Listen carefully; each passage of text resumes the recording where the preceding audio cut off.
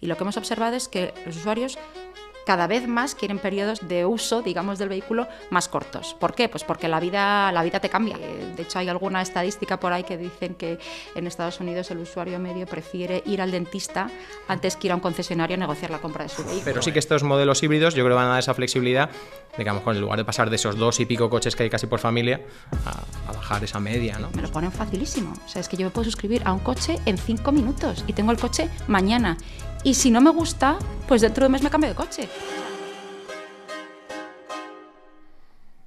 Hola a todos, bienvenidos una vez más a Punto y Seguido, el podcast de iGeneris de innovación, donde nos gusta hablar de la innovación y del impacto que este tiene en la sociedad, en las compañías y en el desarrollo del mundo. Hoy vamos a hablar de movilidad y para eso quiero que viajemos un segundo al año 1989. En 1989 pasaron muchas cosas, entre ellas salió una película que espero que hayáis visto todos y si no podéis dejar de ver este podcast y poneros a verla, que es Regreso al Futuro 2. En Regreso al Futuro 2, en un momento Marty McFly aparece volando en un monopatín.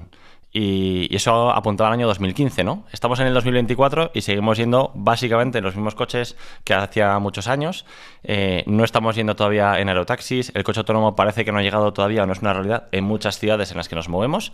Entonces uno casi que diría, oye, vaya gran mentira, no hemos conseguido llegar a ese mundo de movilidad en el que pensamos, ¿no? Y sin embargo, sí que están cambiando muchas cosas, ¿no? Igual a nivel del hardware está tardando un poquito más en llegar, esas realidades que soñábamos todos, pero están cambiando las cosas radicalmente, ¿no? A nivel de regulación, a nivel del coche de combustión versus el coche eléctrico, ¿no? Las zonas de bajas emisiones y sobre todo y principalmente, una cosa muy importante está cambiando mucho cómo las personas y los usuarios se relacionan con el mundo de la movilidad. Un ejemplo que os pongo. En los últimos 15 años en España ha bajado un 30% el número de carnets de conducir que se expiden todos los años, ¿no? O sea, parece que los jóvenes que antes nosotros deseamos sacarnos el carnet de conducir porque era sinónimo de libertad, de estatus, de voy a coger un coche y voy a poder ir por ahí fardando, de repente pues no es tan relevante, ¿no? O por ejemplo en México, ¿no? Que Uber lleva 10 años y tiene entre 1,5 y 2 millones de conductores de Uber, ¿no? Es decir, se aparecen nuevos modelos de movilidad en los que la gente, en este caso por seguridad, pues cambia radicalmente la forma de desplazamiento, ¿no? Pues para hablar de todos estos cambios en movilidad y hacia dónde estamos y dónde estamos caminando, tenemos hoy una invitada de lujo que es Isa Gómez Mampaso. Hola Isa, bienvenida. ¿Qué tal? Hola, buenos días a todos. A los que no os conocéis a Isa, Isa es el artífice y alma mater del proyecto de Waabi, que es una solución para coches de suscripción que tiene ya más de 30.000 usuarios. Que además, para más INRI, no es que se haya lanzado por ahí fuera, sino que lo han lanzado desde el Banco Santander, con lo cual creo que es muy interesante que nos cuente luego en detalle cómo ha conseguido movilizar desde dentro de una gran corporación para lanzar algo tan alocado. Y por si fuera poco, además de sacar Waabi, ahora están con un nuevo proyecto que se llama Unity, que es un software de suscripción que básicamente es, digamos, la tecnología, el stack tecnológico que tenía Waabi para ofrecerlo a otros players que puedan también realizar sus modelos de suscripción, ¿no? Así que, pues muy bienvenida, Isa, ¿cómo estás? Pues muy bien, la verdad, encantada de estar aquí con vosotros. Una oficina chulísima, con gente tan guapa y tan simpática, o sea que lo vamos a pasar fenomenal. Qué bien, yo me quedo lo simpático y lo guapo, no sé si será por ti, Jorge. Hoy contamos también para hablar con Isa, con Jorge Arraez, que trabajamos aquí juntos en iGeneris. Jorge, antes de que le echáramos la caña, has estado muchos años en el mundo de los bancos, en el mundo de la financiación, has estado más de 10 años también trabajando pues a caballo entre muchos proyectos cross, ¿no? De industrias, y además tienes un alma emprendedora porque estás detrás de varias startups, que luego si quieres nos cuentas un poquito. ¿Qué tal, Jorge? Muy bien, muy bien. Encantado de poder acompañaros aquí en este ilusionante podcast de hoy. Y Isa, bienvenidísima a casa. Cuando quieras, ya sabes dónde estamos. Y sin darle más vueltas, si quieres nos metemos un poco en harina, ¿no? Uh-huh. Y igual, Isa, nos puedes empezar contando, empezando por el principio, que no sé si todo el mundo sabrá, o sea, Santander lo tiene todo el mundo en la cabeza, ¿no? Pero ¿qué es eso de Santander Consumer Finance? Que es igual un animal un poco menos conocido, pero que no es para nada pequeño, ¿no? Y luego detrás de todo esto viene, pues justo, Waabi y, como bien introducía antes Miguel, pues qué es esto de Unity, ¿no? Entonces yo creo que del tirón, si quieres, cuéntanos para ponernos en antecedentes y a partir de ahí. Muy bien, gracias, Jorge. Bueno, pues así es, efectivamente, Santander Consumer Finance es una de las 5 verticales dentro del Banco Santander. O sea, uno piensa en el Banco Santander y se imagina la sucursal de la esquina de su casa de rojo, pero Santander Consumer Finance realmente es una de las verticales más importantes. O sea, financiamos vehículos, que es nuestro área más importante, básicamente entre el 70 y el 80% de nuestra P&L es la financiación de vehículos. También financiamos otro tipo de durables, cualquier tipo de bien de consumo. Realmente dentro de la parte de financiación de coches tenemos, bueno, pues muchísimos años de experiencia, aunque efectivamente no se conoce mucho, porque normalmente trabajamos con contratos de white label. Es decir, nosotros financiamos a OEMs, o sea, marcas de coches, y también financiamos a concesionarios, pero a lo mejor tú vas a comprarte un coche y la marca del coche te financia ese coche y tú no sabes que lo que está detrás es el Banco Santander. Pero realmente hay equipos que llevan trabajando en esto más de 30 años, estamos en 16 países de Europa. Trabajamos con más de 130.000 establecimientos, o sea que realmente el conocimiento, la experiencia, el interés por el mercado de auto es brutal dentro de Santander Consumer Finance. O sea, no somos un banco al uso, somos un pequeño equipo que, pues que nos consideramos, si no expertos, pues sí, desde luego, con muchísimo interés en el mercado de la automoción, en los vehículos, en los nuevos modos de movilidad, nuevas marcas y estamos, súper implicados y súper motivados dentro de este área. Qué interesante. Isa, y entonces, esto de Wabi, ya hay muchas decenas de miles de personas que lo conocen, pero el que todavía no lo utilice, ya vais tarde, por cierto, pero cuando queráis empezáis, ¿en qué momento surge y por qué de repente un banco se mete en esta aventura? Claro. Bueno, pues la verdad es que, me remonto al año 2018, antes de la pandemia. Yo entonces llevaba la dirección de desarrollo de nuevos productos de financiación, pues más allá de la financiación tradicional o el renting o el leasing o todos estos productos que más o menos se conocen dentro del mercado, y entonces quisimos hacer un pequeño piloto en Noruega. Noruega es un país con un tamaño y una aceptación del vehículo eléctrico que, pues que permite hacer muchas pruebas, y entonces hicimos un piloto muy pequeñito con un concesionario y quisimos poner 30 vehículos en una landing page y ver si había interés por parte del público de utilizar estos vehículos por periodos de tiempo muy cortitos, al menos de 1 mes, 2 meses, 3 meses, y encima con la opción de dejar el vehículo pasado el mes o renovar esa suscripción al vehículo. Y lo que queríamos probar realmente si había interés en un modelo de pago por uso. Entonces lo que vimos es que fue un éxito total. En una semana recibimos 300 leads para 30 coches y la verdad es que vimos que había interés por parte del mercado. Entonces, después de esto, lo que tratamos de hacer fue buscar una manera de automatizarlo, porque no podíamos vivir a base de landing pages y llamar al cliente y decirle, ¿qué? ¿Renuevas o no renuevas? Entonces, estuvimos buscando varios players fuera de Europa, porque, claro, en el año 2018 de esto ni se hablaba. Hablamos con una empresa china, hablamos con una empresa americana y, finalmente los americanos nos encantaron. Llevaban un modelo de suscripción sobre todo basado en empresas de taxi. El software nos encajaba muchísimo, además tienen mucho conocimiento del mercado, que Estados Unidos iba un poquito más avanzado que Europa, y pues empezamos a trabajar con ellos. Lanzamos Shift, que es la marca noruega para este modelo de suscripción, y poco después lanzamos Wabi en España. Entonces, Wabi básicamente es un modelo de pago por uso del vehículo, que todo se realiza a través de una app, y que el tiempo mínimo de permanencia es 1 mes. Es decir, nosotros, durante nuestro periplo con los OEMs y con los concesionarios, hemos observado que ha habido un cambio en las tendencias de los usuarios. Y lo que hemos observado es que los usuarios cada vez más quieren periodos de uso, digamos, del vehículo más cortos. ¿Por qué? Pues porque la vida te cambia. O sea, hoy estás trabajando en Madrid, mañana estás trabajando en Barcelona, hoy necesitas un coche eléctrico porque tu oficina está en el centro de Madrid, pero a lo mejor mañana te vas a trabajar a Boadilla del Monte y ya el coche eléctrico no te funciona. Entonces, lo que hemos observado es que efectivamente los usuarios cada vez quieren un periodo de tiempo más corto y pagar por el uso real que hacen del vehículo. Total, que decidimos lanzarnos a la aventura de Wabi, que la verdad es que tenemos, como tú decías antes, más de 30.000 usuarios. Ahora mismo Wabi está presente también en Alemania, que es otro de los mercados que con mayor aceptación está cogiendo este nuevo modelo de suscripción.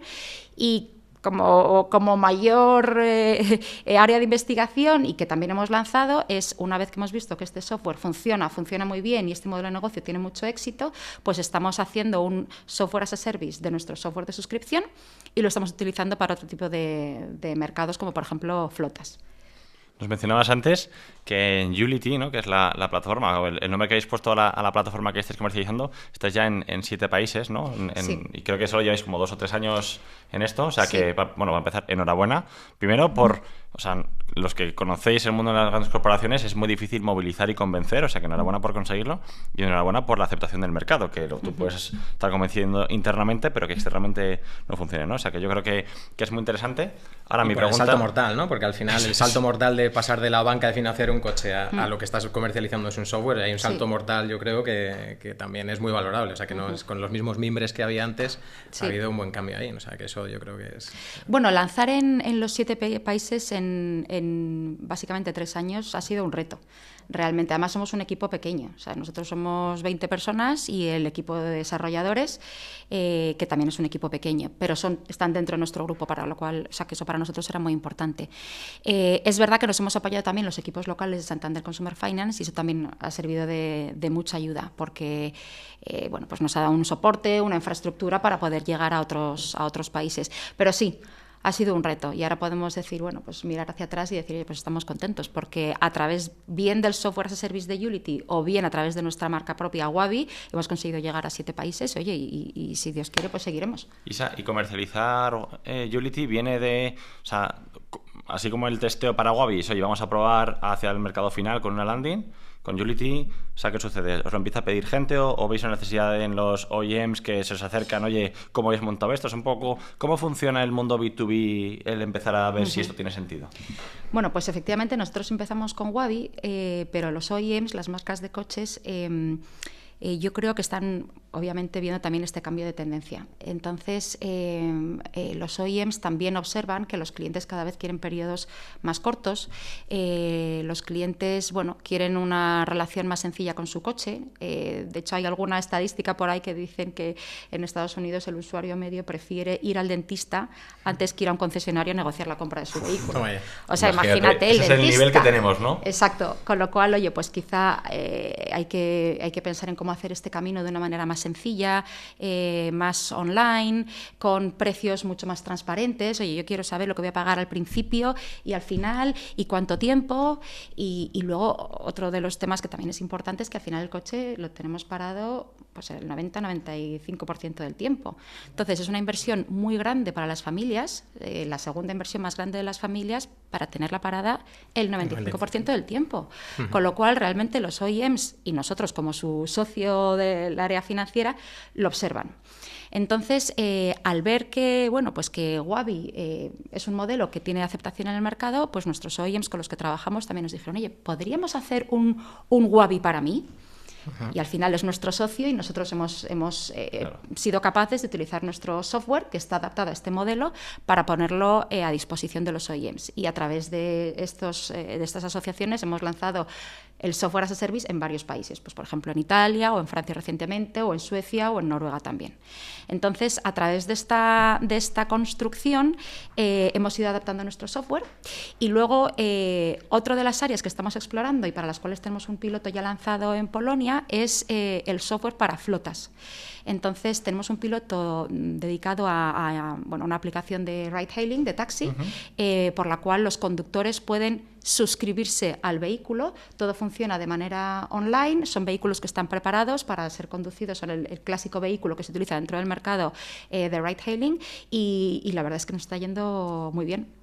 O sea, que interesante. Digamos que una cosa va llevando a la otra, dentro de que una parte estratégica del banco de Santander Consumer es la movilidad y estar cerca de nuestros concesionarios, de nuestros clientes y de nuestro usuario final, pues aparte de ser una pata estratégica, pues estamos viendo que realmente hay un mercado y que hay una demanda, hay una respuesta a nuestro posicionamiento. O sea, justo también. Yo leía esta semana unos números, ¿no? Y decía que se ha multiplicado por 3 el número de suscripciones de menos de 12 meses, o sea, que ya son suscripciones, que no es un renting. Exacto. O sea, son suscripciones a menos de 12 meses, ¿no? O sea, que eso creo que demuestra que esa tendencia no es un feeling que se tiene, sino que es algo que es una realidad, ¿no? O sea, que yo creo que como muchos movimientos, que si el río suena, ¿no? Pues agua lleva. O sea, este es un movimiento, yo creo que Santander, como tú dices, por detrás con Consumer, que es un poco el amigo invisible de muchas de las marcas, es un elemento más, pero que hay otras marcas como un Renault que terminan comprando Bipi, por ejemplo, que es justamente para continuar con esta tendencia.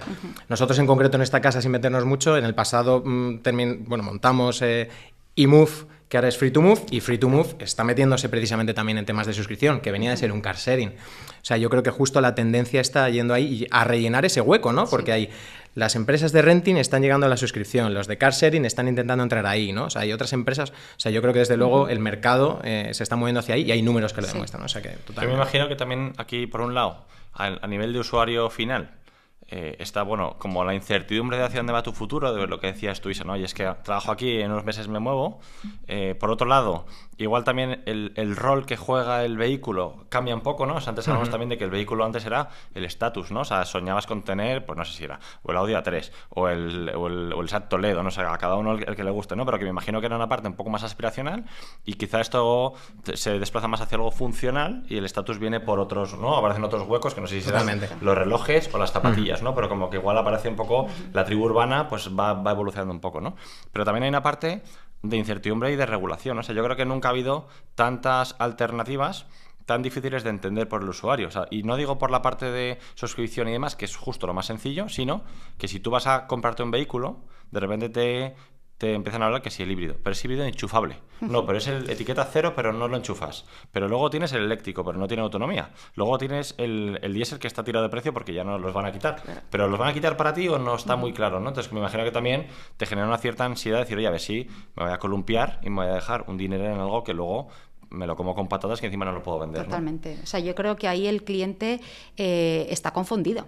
Y además es que tenemos tantas alternativas y no sabemos cuál es la adecuada. La regulación también juega un papel muy importante porque, oye, para venir aquí no puedes venir con un vehículo diésel o gasolina de toda la vida para entrar en el centro de Madrid, con lo cual, según tu vida, según el trayecto que vayas a hacer ese día o según tu experiencia vital, un día puedes necesitar un coche y al día siguiente puedes necesitar otro.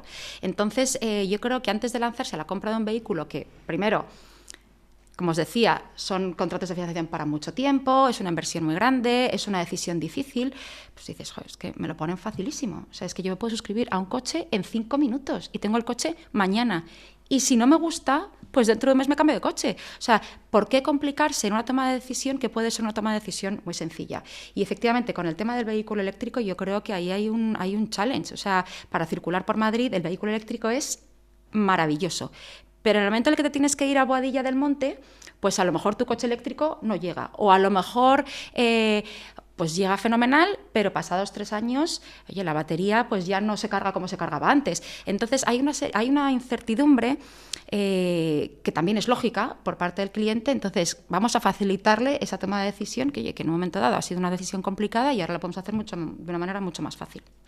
Y luego, volviendo a una cosa que comentabas antes respecto a la utilidad, precisamente, que no me lo habéis preguntado, pero precisamente el nombre Ulity, nosotros queríamos hablar de eso. Nosotros vemos el coche como el día de mañana. Obviamente, bueno, pues tendremos el apasionado de los coches, sí, apasionado del motor, el clásico. Es de Porsche y es Porsche. Eso va a ocurrir toda la vida, gracias a Dios.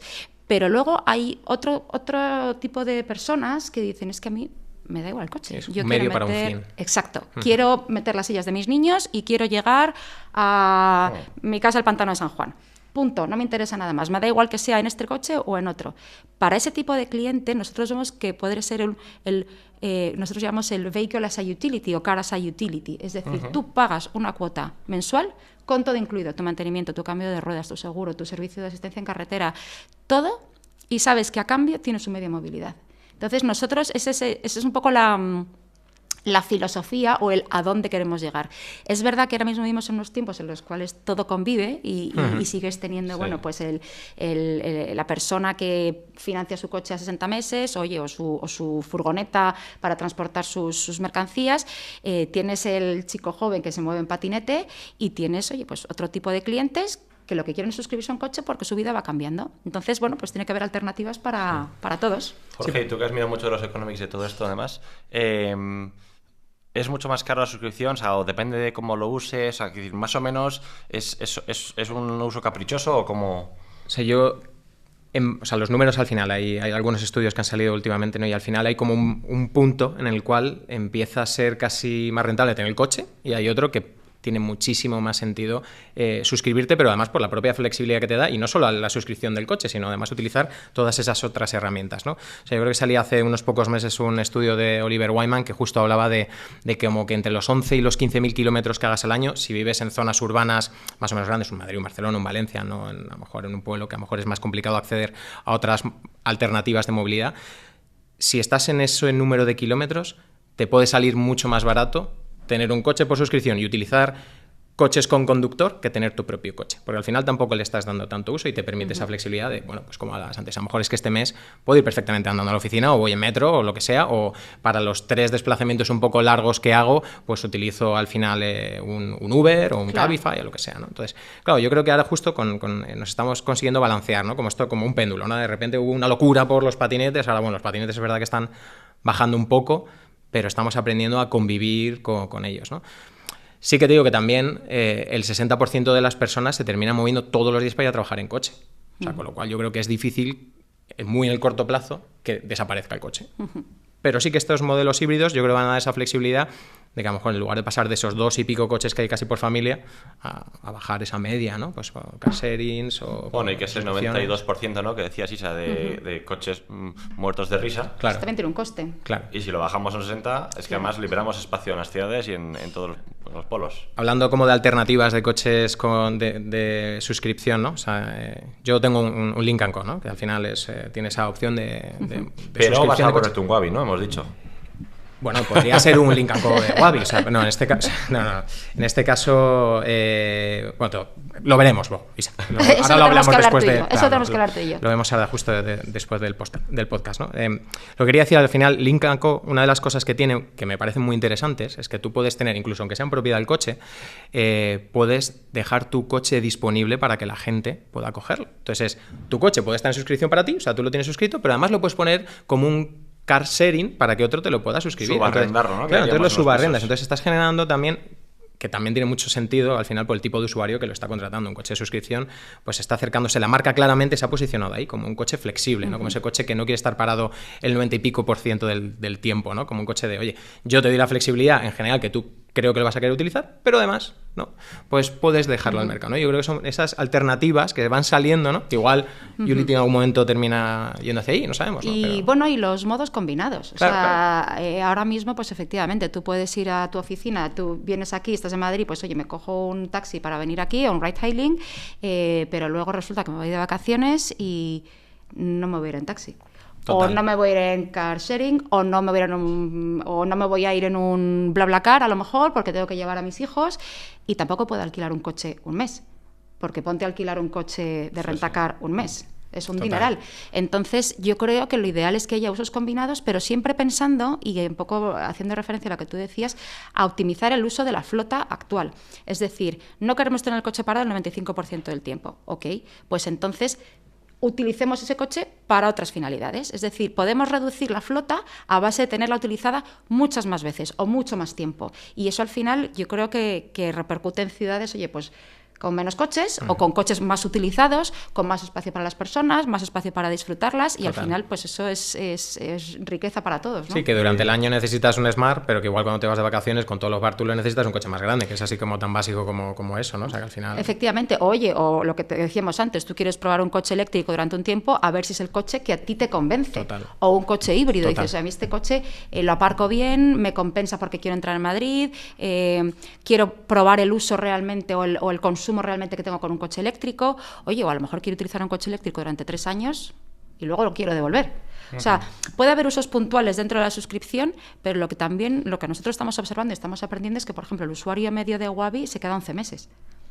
O sea, que al final no es tan puntual. Tampoco hablamos de un renting, hablamos exactamente de un nicho de clientes que busca un coche para entre 9 y 15 meses. Que es cierto que hasta ahora no había ningún producto que cubriera ese tipo de necesidad. Me he ido un año a Berlín, no sé si voy a estar más o menos, pero esto me lo resuelve y luego ya vemos, ¿no? Efectivamente.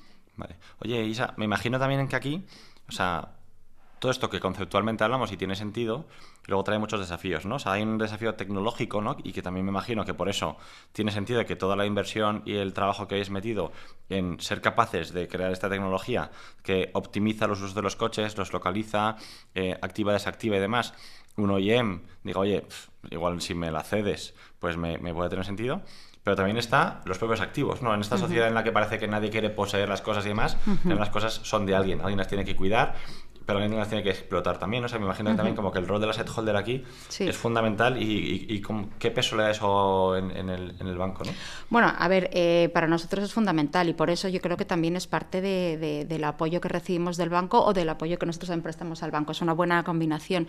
El banco al final puede funcionar como un asset holder de esa flota. Es decir, cuando nosotros hablamos de car sharing o hablamos de una flota de taxi o hablamos de una flota de coches en suscripción, el coche no es que no sea de nadie, el coche siempre es de alguien. Entonces, en nuestro caso, muchos de los coches que tenemos son al final propiedad del banco y el banco, lógicamente, lo que quiere hacer es darle una rotación lo mayor posible a esos vehículos. Por eso un modelo de suscripción funciona tan bien. Y nosotros pensamos que a largo plazo o incluso a corto plazo, no tiene por qué estar tan lejos, que ahora las cosas funcionan muy rápido, tú puedes tener un vehículo en tu propiedad del banco, pero ese vehículo a lo mejor primero lo financias durante 3 años, luego lo pones en suscripción durante 2 años más, luego lo vuelves a financiar a 10 años, básicamente maximizas la vida útil de ese vehículo y siempre tiene una persona que lo está utilizando, con lo cual dejas de tener vehículos parados, dejas de tener vehículos abandonados, digamos. También puedes, el parque de vehículos español, que está envejecidísimo, o sea, está por encima de los 15 años de antigüedad, tú ese parque lo vas a renovar más rápido, porque al final tienes un asset holder que lo que quiere es que ese activo genere valor, con lo cual tú puedes también facilitar que la renovación de ese parque se produzca de una manera más rápida. Y también estás creando, me imagino, nuevos espacios de oportunidad para que el valor residual no decaiga tan rápido, ¿no? O sea, en el sentido en el que si tú ves modelos de reaprovechamiento, en vez de un valor residual que tiende a cero súper rápido, sobre todo en nuevas tecnologías que van como madurando tan rápido, pues estiras esa vida útil y por tanto como que generas mayor riqueza, ¿no? Efectivamente. Luego en los coches eléctricos todavía hay mucha incertidumbre con relación a los valores residuales. Es verdad que han venido muchas marcas nuevas, sobre todo chinas, con vehículos eléctricos que están francamente bien de precio, pero no conocemos tampoco la vida útil de las baterías, aunque parece que es muy buena, pero no ha dado tiempo, es que realmente no ha dado tiempo a probarlo, no sabemos cómo va a funcionar ese valor residual.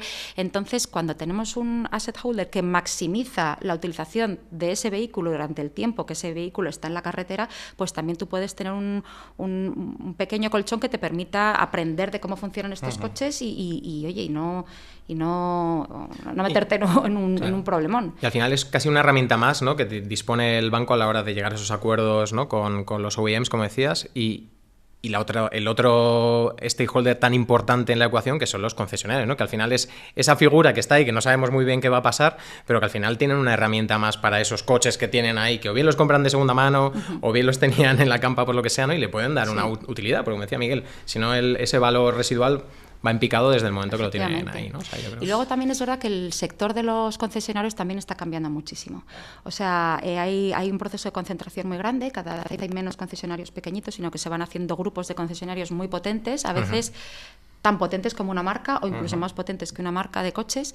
Y luego hay marcas que deciden lanzarse al mercado sin concesionarios. Pues como por ejemplo Tesla. O sea, Tesla no tiene concesionarios, tiene sus flagships y luego tiene centros o puntos de entrega de los vehículos. Entonces, también ha sido una prueba para la sociedad. ¿Podemos comprar un coche sin visitar el concesionario? Oye, pues parece que sí. Y encima un coche eléctrico y encima un coche nuevo, una marca nueva. Oye, pues ahora mismo es el número 1 en ventas de vehículos eléctricos. O sea, que es Imagino, y además que el reto que supone para las marcas, porque al final muchas marcas, las más establecidas en el mercado, las que llevan más años, tienen por un lado casi como que la marca, que es la que fabrica, produce, marketingiza el coche, pero toda la red comercial, digamos, la tiene subcontratada, es casi como otra nueva compañía, aunque esté totalmente atomizada, que coloca los vehículos, ¿no? Entonces, al final, tienen una red clientelar con los concesionarios que es muy complicado, ¿no? Entonces, les dificulta, ¿no? Me imagino que el reto que tienen las marcas es, oye, si de repente este modelo de comercialización es caduco y yo tengo que reinventar mi red comercial, pues tengo más dificultad para probar cosas, y otros en cambio más incipientes, pues las marcas chinas que llegan o Tesla tienen como más libertad de inventarse canales comerciales nuevos, ¿no? Y me imagino que ahí también vosotros jugáis un rol interesante en estas campo de laboratorio que vais probando cosas, ¿no? Que a los OEMs les decís, oye, esto funciona mejor, eso no funciona mejor, y les vais dando oportunidades de evolución, ¿no? Sí, yo creo que ahí hay dos temas importantes. Yo creo que efectivamente, tradicionalmente, las cosas obviamente han cambiado mucho, pero tradicionalmente podemos decir que el OEM o la marca de coches hacía el marketing, producía el vehículo, cochazos, porque realmente la tecnología hoy en día es brutal, pero ponía los vehículos en el mercado y ya. Y eso ahora mismo está cambiando mucho. O sea, ahora mismo todos queremos estar más cerca del cliente final, que es al final el que usa el coche. O sea, al final el que te dice cómo usa el coche, cuánto lo usa, y obviamente es el que toma la decisión. Y yo creo que para esto el OEM tiene que volver a reconectar con ese cliente final. Y lo puede hacer, bueno, pues a través de los concesionarios, pero parece que no están siguiendo ese camino, más bien se están moviendo a modelos de agencias. O lo puede hacer, bueno, pues a través de la financiación, que bueno, y al final como financiera tú todos los meses tienes un contacto. Hay un punto de contacto. Tienes un punto de contacto menos del divertido, cliente. ¿no? Pero doloroso, menos pero divertido, claro. efectivamente.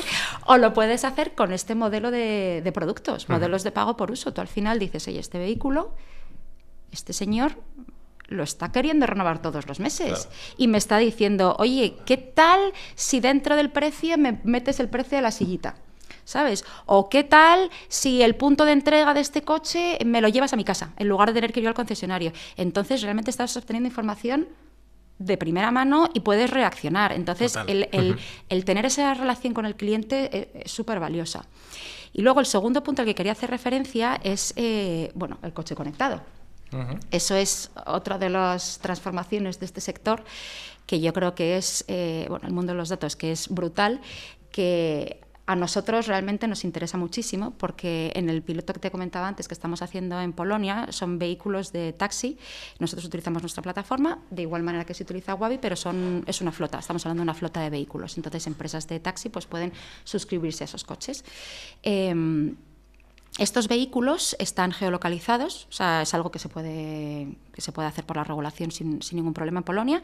Estos vehículos están geolocalizados y nosotros recibimos toda la información de los vehículos. Recibimos información del kilometraje que hacen, de los consumos que hacen, recibimos información de a qué velocidad van, recibimos información de por qué calles van. Ten en cuenta que estamos hablando de empresas, no estamos hablando de usuarios finales. O sea, no hay tema de GDPR ni nada. Y luego, además, nosotros estamos monitorizando el coche. No estamos monitorizando el conductor, final, ni el usuario final, ni nada. Entonces, nosotros, como dueños del coche, podemos monitorizar ese coche. Entonces, nosotros hacemos seguimiento diario de los vehículos que tenemos en Polonia y vemos que hay vehículos que se están sobreutilizando. O sea, están haciendo, nosotros calculamos 1.923 kilómetros a la semana. Sorry por ser tan precisas. Súper exacto, o sea, pero no, es que son, no cabe duda ya. Son 100.000 kilómetros al año dividido entre 52 semanas. ¿Vale? Entonces, los coches de taxi se utilizan mucho. O sea, si un usuario normal utiliza el coche 15.000 kilómetros, un taxi se utiliza 100.000 kilómetros al año. Dividido entre semanas, 1.923. Entonces, hay vehículos que hacen más de 2.500 kilómetros a la semana. Eso te da 3 pistas. Primera pista, a lo mejor ese usuario puede querer otro coche, ¿no? Porque si ese coche le está dando una utilización de 2.500 kilómetros a la semana, con un solo conductor, a lo mejor puede tener interés en otro coche más para su flota. Primera pista. Segunda pista, ese vehículo va a tener que pasar su mantenimiento antes. Obvio. Oye, pues tío, oiga, usted, si quiere, le facilito una cita con el taller para que le pase el mantenimiento muy rápido y que usted pueda salir a la carretera inmediatamente y no pierda ni una hora de trabajo. Tercera pista, valor residual. El valor residual de ese vehículo va a caer en picado porque no va a hacer 100.000 kilómetros al año, sino que a lo mejor hace 150.000 kilómetros. Claro. Entonces, ¿qué ocurre? Normalmente tú en una empresa de renting, cuando un cliente final se excede los kilometrajes, tú al final del renting le dices, señor, usted se ha pasado 5.000 kilómetros, me va a pagar una penalización. En este caso, como yo voy monitorizando los kilómetros que hace cada semana, le puedo decir, mire usted, utilice otro coche de su flota para no tener que cargar tanto este coche de kilómetros, o bien, compre otro coche, o bien, otra opción es, ¿quiere usted comprar un paquete de kilómetros? Claro. Si yo le vendo a este señor un paquete de kilómetros, el paquete de kilómetros me lo va a pagar de manera semanal, con lo cual le va a costar mucho menos pagarlo que si lo tiene que pagar del tirón, menos con el sorpresas, recargo al final, claro. y luego además seguramente le salga más económico. Claro. Con lo cual, realmente, el tema del uso de los datos, que a veces se habla del uso de los datos En como etéreo, si ¿no? fuera Como una cosa el así. uso de los datos. Sí, o sea, tenemos 3 casos de uso súper reales y que estamos poniendo en práctica ya, Claro. que ayudan al usuario final. Entonces, bueno, pues para mí es otra de esas pequeñas revoluciones o pequeñas transformaciones que estamos viviendo en el sector que tiene un efecto positivo de manera inmediata. Totalmente.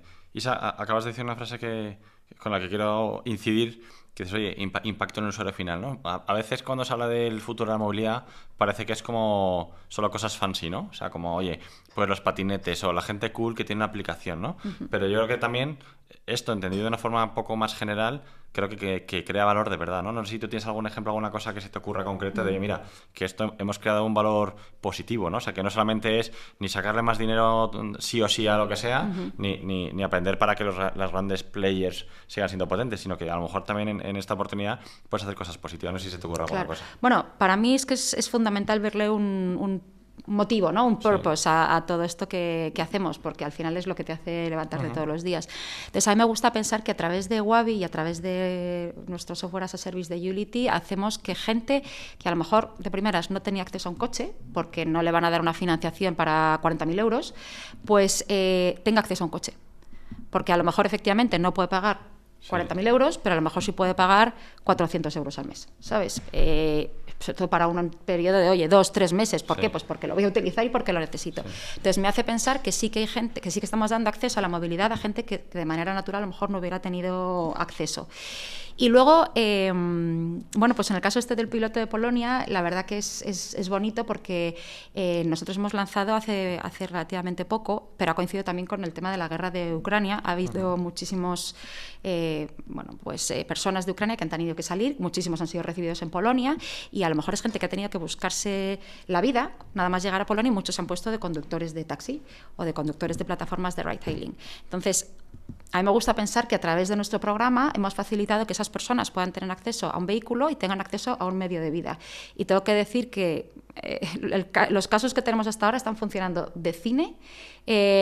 Los coches, oye, el ratio de incidencias que tenemos es casi menor que una flota de renting y los pagos están funcionando puntuales. O sea, que de verdad Qué bien. No sé, es un... No sé, para mí también es un chute de alegría el pensar que estamos llegando a gente que, oye, pues que le estamos arreglando la vida de alguna manera. Pues me alegro un montón y también enhorabuena porque a veces la osadía de intentar mover cosas en un banco en España de repente pues mueve a, oye, cosas un poco como quizá inesperadas que no te imaginabas y pues oye, yo me alegro un montón también y vamos, y ojalá evidentemente puedan volver pronto a su país, pero por motivos que haya, si nos escapan un poco más, ¿no? Sí. Oye, Isa, nos queda poco tiempo, pero sí, no quería pasar sin hablar un poco del reto del talento, porque como startup independiente es fácil a veces atraer talento, aunque también tiene sus cosas, pero en el Banco Santander, ¿cómo gestionas el talento? ¿Cómo os habéis hecho atractivos para este modelo híbrido startup-corporate, ¿no? O sea, ¿qué es lo fácil y lo difícil en vuestro día a día?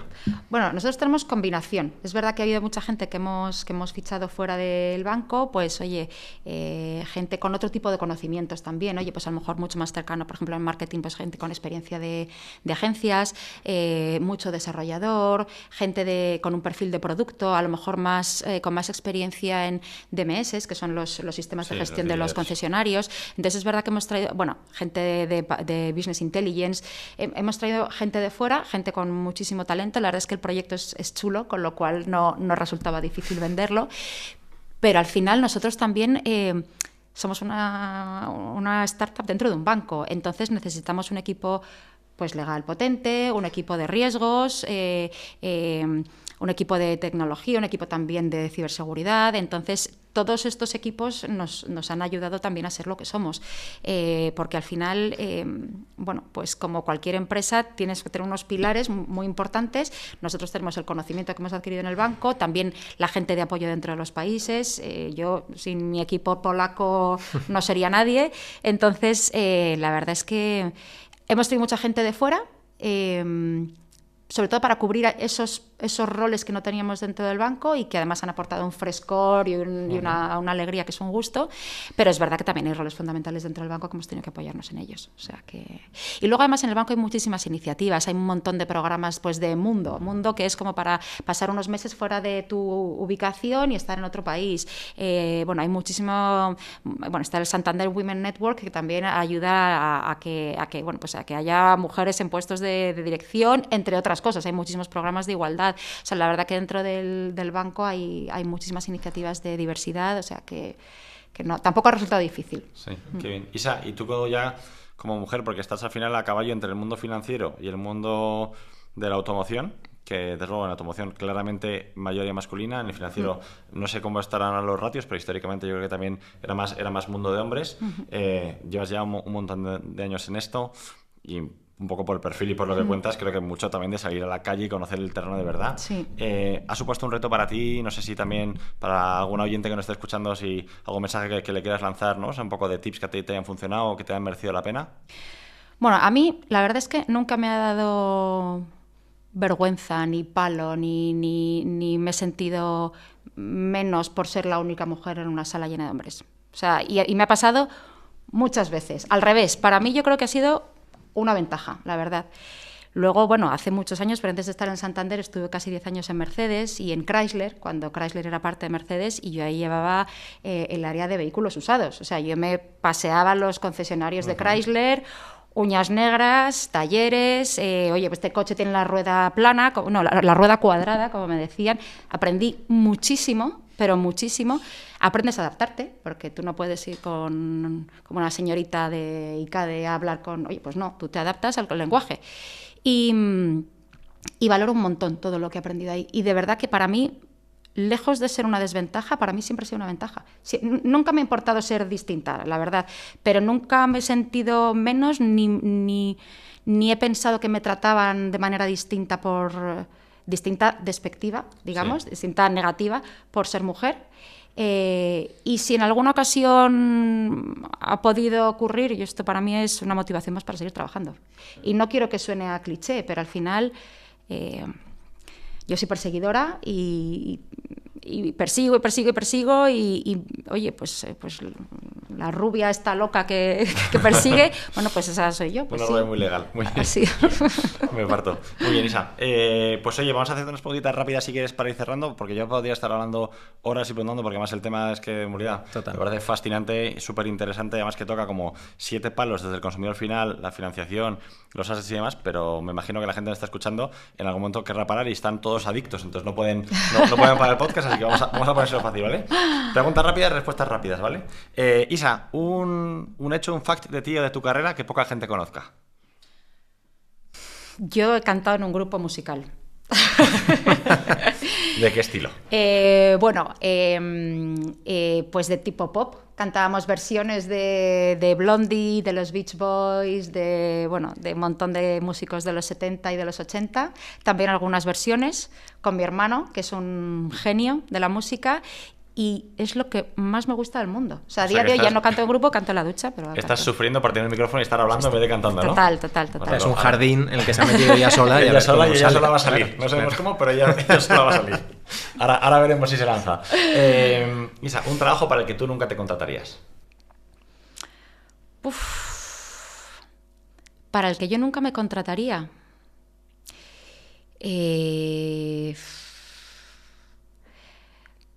Lo reconoceré. No sé planchar. Vale.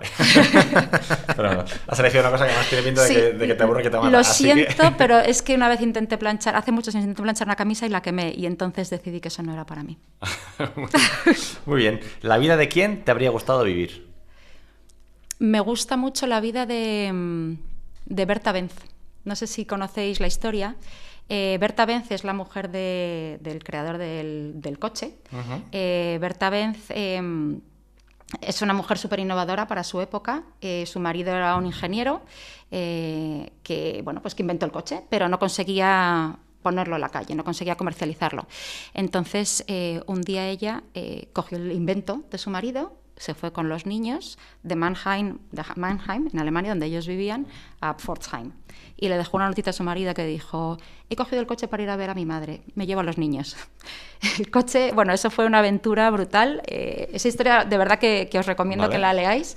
Tuvo que parar a una farmacia a comprar un derivado de gasolina para poner en el coche, tuvo que arreglar el líquido de frenos con una horquilla del pelo, arreglar no sé qué cosa con una parte de la suela de un zapato. O sea, MacGyver, pero en alemana, o sea. Madre mía.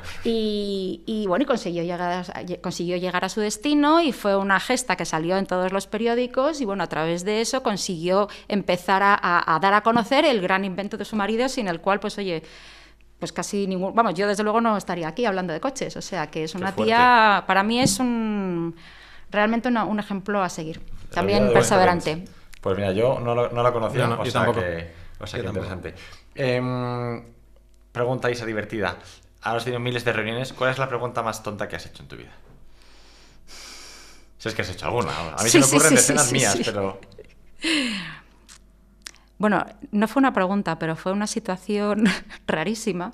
Una reunión con alemanes. Yo 24 años en Alemania, con un jefe alemán, súper alemán, con unas cejas gigantes, o sea, bueno, fue horrible. Entonces, tenía un café encima de la mesa y, sin darse cuenta, metió la corbata encima del café, o sea, metió la corbata dentro del café, y él seguía hablando y seguía metiendo la corbata en el café, y el café venga a dar vueltas y la corbata cada vez más mojada, y yo me estaba poniendo nerviosísima viendo con esa corbata, y entonces no pude por menos que acercarme, sacarle la corbata del café y exprimírsela dentro del café. O sea, fue, creo que peor que la pregunta, pero es que era como este pobre hombre. ¿Y le pareció bien o simplemente dijo, ¿por qué la española me está escurriendo la corbata? ¿Por qué está exprimiendo mi corbata? O sea... ¿Esto será normal allí? No. Así nos saludamos. Así empezamos. Yo creo que se quedó tan alucinado que debe pensar que estaba loca. Que reaccionó para adelante, ¿no? Pero vamos, de esas reuniones que te digo, que a lo mejor había 30 tíos y yo la española loca esta que, bueno... Pero bueno, oye, con naturalidad. Totalmente, qué bueno. Oye, Isa, ¿a quién tenemos que entrevistar en este podcast? ¿Sabéis a quién tenéis que entrevistar? A alguno de los de la selección española o al seleccionador español. Tío, es que lo tenemos muy reciente, o sea, lo tenemos muy reciente y estamos todos ilusionadísimos. A ver si alguien Vamos a intentarlo. A ver si alguien de ese mundo, de ese ambiente, nos puede decir un poco cuál ha sido la clave del éxito de este año, cómo han hecho esa selección tan buena, de gente tan distinta, que nos ha llevado a la gloria y que hemos pasado tan buenos momentos. Alguien de ese mundo sería bonito. Totalmente de acuerdo. Sí. Vamos a dejarles 2 o 3 días para que se recuperen de la resaca emocional que estarán todos viviendo. Pero venga, vamos a intentarlo. Vale. Vamos a intentarlo, a ver si somos capaces, porque es verdad que yo creo que hemos estado todos increíblemente sorprendidos gratamente del exitazo que hemos conseguido. O sea que nada, mira, enhorabuena está bien desde aquí por si nos escuchan. Y 2 preguntas más y te dejamos que marches. Una pregunta que te deja nuestra entrevistada anterior, filósofa de profesión, que ella habla mucho que la filosofía tiene que valer para hacernos preguntas y quedarnos como con el run run, ¿no? Y entonces la pregunta que lanza dice, oye, Isa, ¿qué son las cosas que a ti te dejan haciendo run run en tu cabeza? Bueno, run run, además es que está muy... Yo no sé si sabía que era una persona de coches, pero lo del run run lo veo como muy del motor. Muy de Berta, total. Claro. Yo tengo un defecto importante, que es que me llevo el run run a casi todas partes. Entonces, me llevo el run run a mi casa, me llevo el run run de viaje, me llevo el run run cuando salgo con mis amigas, cuando estoy con mis hijas. Y además, en esos momentos en los que salgo a la oficina es cuando el run run hace clic. Y entonces de repente se me ocurre cuál es la solución a algo que no encontraba cómo solucionar. Creo que en la oficina, bueno, el otro día leía que pasamos como el 80% del tiempo dedicándonos a comunicarnos, pues a reuniones, a hablar, a llamadas y tal, y nos dedicamos poco a pensar. Esto sobre todo desde el tiempo de la pandemia. Y yo creo que cuando sales de ese entorno de trabajo en el que estamos todo el día en reuniones y comunicándonos, y de repente pues eso, estás un rato en el coche tranquilo o te estás duchando y de repente ese run run tiene una respuesta. Entonces, a lo mejor, bueno, entre que hay muchas cosas que me llevo puestas, creo que al salir del entorno del trabajo y poderme dedicar a otras cosas es cuando de repente las piezas se encajan. Cabeza, ¿no? Exactamente. Qué bueno. Exactamente. Fenomenal. Y última pregunta, ¿cuál es la pregunta que tú quieres dejar al siguiente entrevistado? ¿Por qué ha venido? Fenomenal. ¿Qué haces aquí? Perfecto. No vengas. No, vengas. No sé cómo tomarme esto, la verdad, Isa. Pero ¿sabes qué? Que no sé, yo creo que cuando quieres comunicar las cosas es porque eres un apasionado de lo que haces. Uh-huh. Entonces, transmites esa pasión, ¿no? Y cuando transmites esa pasión es más fácil conseguirlas. Entonces, bueno, pues a ver si nuestro siguiente entrevistado es tan apasionado como yo. Que seguro que sí. Esperemos que seguro que sí. Pues oye, Isa, Jorge, de verdad que muchas gracias a los dos. Jorge, que también tienes una agenda hasta arriba de estos días, muchas gracias por hacer el esfuerzo. Isa, un millón de gracias por dejarte liar, gracias. Por venir aquí a la aventura, que te preguntemos un poco de todo. Y enhorabuena a ti y a todo el equipo, porque esto siempre se consigue en equipo, por lo que habéis conseguido en todos estos años, y que seguro que estábamos todavía al principio de lo que va a ser Wabi y lo que va a ser Unity, y nos encantará seguirte la pista en el futuro. Encantada, ¿vale? encantada, de verdad, ha sido un placer, me lo he pasado fenomenal. Qué bien, pues muchas gracias y a todos por estar aquí en Punto y Seguido. Nos vemos en la próxima. ¡Hasta luego!